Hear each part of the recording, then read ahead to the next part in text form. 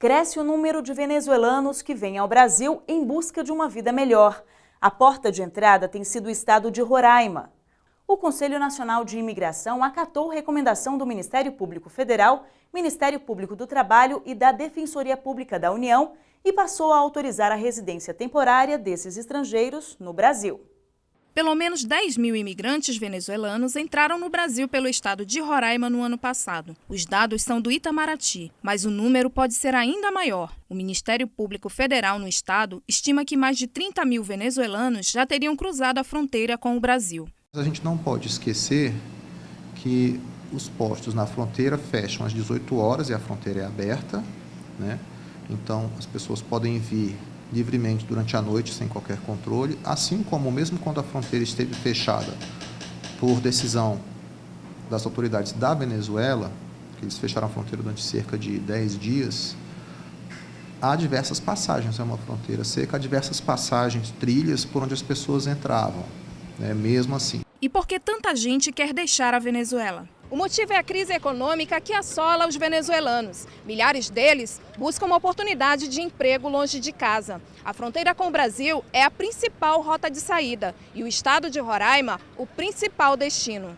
Pedro é um desses venezuelanos que deixou o país em busca de uma vida melhor. Conseguiu um emprego no Brasil numa empresa de marketing, fez curso de bombeiro civil e agora estuda técnica de enfermagem. Estou fazendo técnico em enfermagem. Javier trabalha como vendedor ambulante. Ele diz que se sente feliz com a hospitalidade recebida aqui no Brasil.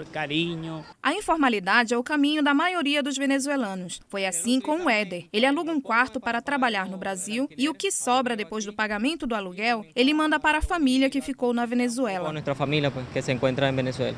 As condições precárias em que vivem os venezuelanos em Roraima chamou a atenção do Ministério Público Federal, que fez uma recomendação ao Conselho Nacional de Imigração. A ideia, então, disso foi sensibilizar o Conselho Nacional de Imigração para uma situação humanitária muito especial, muito incomum, e fazer com que, com a expedição de uma resolução por parte do Conselho Nacional de Imigração, seja possível aos venezuelanos que assim o desejarem, que façam a regularização, possam ter documentos, uma permissão para trabalho e aí ter os seus direitos então reconhecidos aqui no âmbito do Brasil. A proposta é que ao ingressarem em território brasileiro, os migrantes possam solicitar à Polícia Federal o pedido de residência temporária por 2 anos. Em dezembro do ano passado, a Federação Humanitária Internacional montou um abrigo para atender aos venezuelanos em Boa Vista, capital do estado. O trabalho deu origem ao primeiro centro de referência ao imigrante. Nós estamos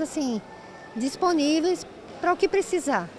No caso aqui é organizar as doações que chegam, organizar as questões de saúde, estar sempre atento à saúde, né, e avisar eles quando precisa de encaminhamento. E a gente tenta fazer o possível para eles poderem conviver em harmonia. No abrigo vivem 180 imigrantes, entre venezuelanos indígenas e não indígenas. A gente considera que a situação melhorou muitíssimo, porque os indígenas e muitos venezuelanos não indígenas dormiam, né, na rodoviária de forma precária, né?